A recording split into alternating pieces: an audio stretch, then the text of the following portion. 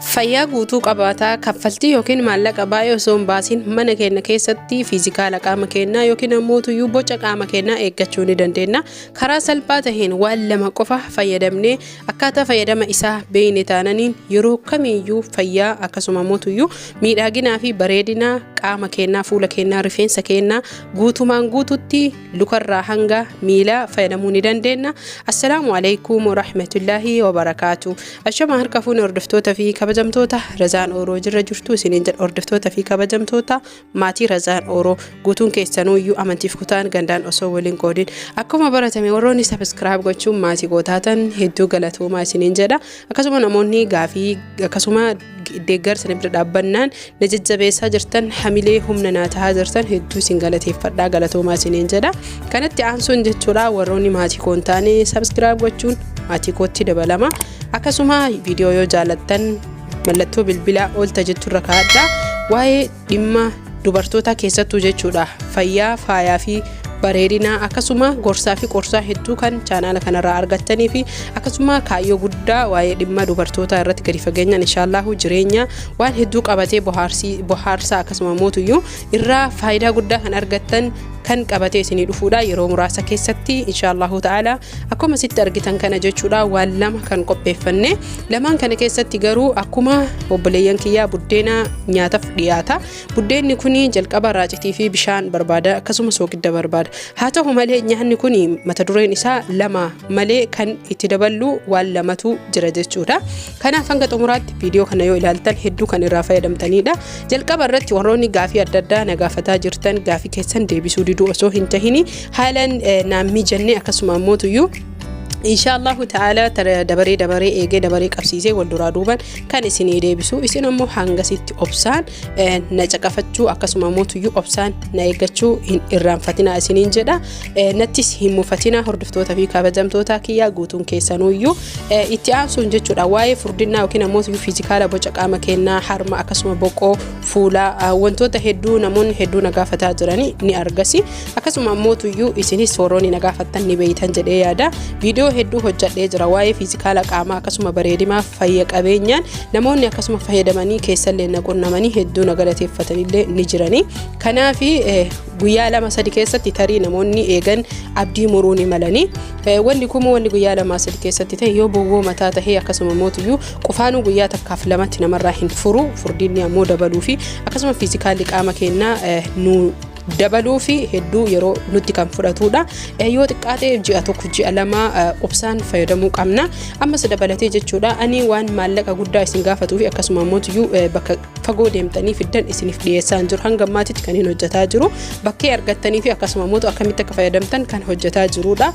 Kanaaf fayyadamtanii ragaa isaa guutuu wajjin ji'a takka ji'a lama yoo obsitanii fayyadamtan faayidaa guddaa kan irraa argattanii fi akkasuma miidhagina qaama keessanii ijoolleen keenya rakkoolee garaagaraatiin biyya arabaa keessatti kan rakkatan hedduudha jechuudha irraa fayyadamuu ni dandeettanii. Itti aansuun jechuudha akkuma asitti argitan kana kan qopheeffanne saliiqa yookiin simsimii fi simsimii oo'isne ocholoniidha jechuudha. Hordoftoota fi kabajamtoota kiyya simsimii kana yeroo hedduu irraa dubbadhee akkasuma ammoo hedduu irraa haasahee jira. Haa ta'u malee karaalee hedduun fayyadamuu dandeenya. Kun ocholoniidha. Ocholonii Suudaaniiti. Ocholoniin yookiin ammoo looziin karaalee hedduun kan jiruu fi akkasuma ammoo osoo argattanii isinii danda'ame loozii Suudaanii irra filatamaadha jechuudha. Yeroo kamiyyuu jechuudha wanti har'a hojjechuu hedduu kuni sandawiisha kan fayyadamtanii akkaataa sandawiishatitti qixxaa wajjin tahuyyuu daabboo wajjin tahuyyuu kan fayyadamuu dandeettanii ciree keessan akkasuma ammoo nyaata galgala fayyadamuu ni dandeettan jechuu barbaada.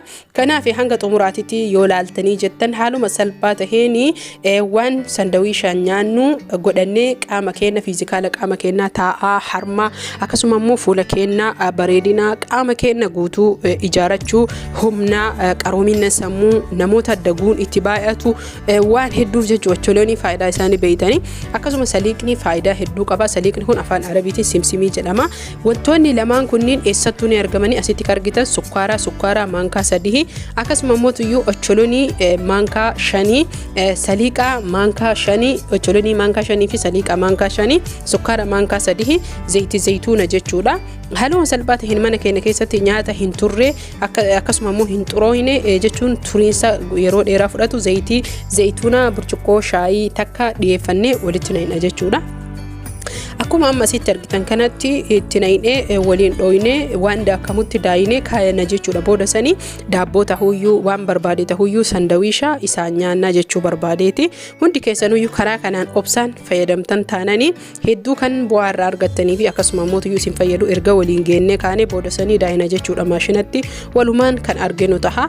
Hordoftoota fi kabajamtoota kiyyaa waan jedhame hunda isaa jechuu osoo tartiiban obsaan fayyadamtanii jettanii bu'aa hedduun argattanii ammas jechuudha.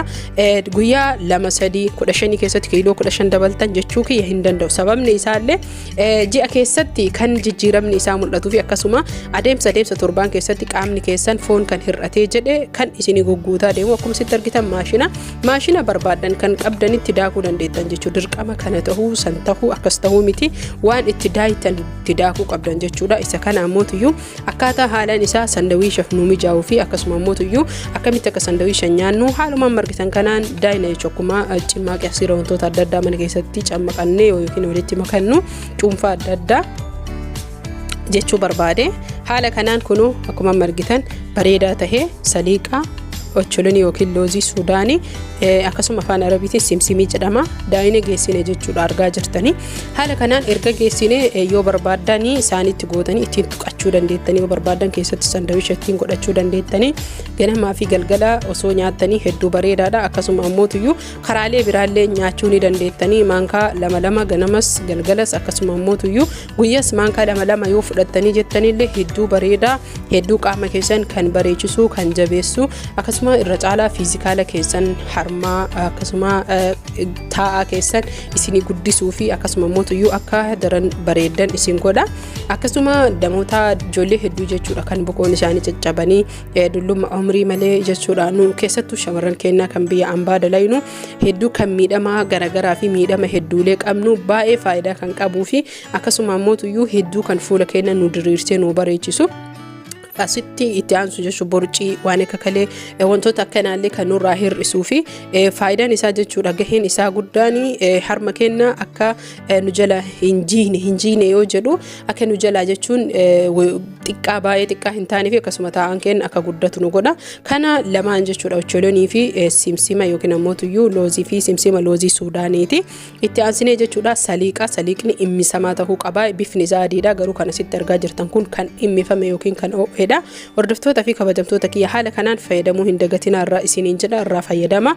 Asumaan turtii gaarii viidiyoo hedduu qabadhe inshaallahu ta'ala rabbiin fayyaa nu waaken umrii nu dheeressu khayrii waliin nu deebisu qabadhe isinii dhufa. Hangasiif warri laayikii dagattan osoo hin bayin laayik godha.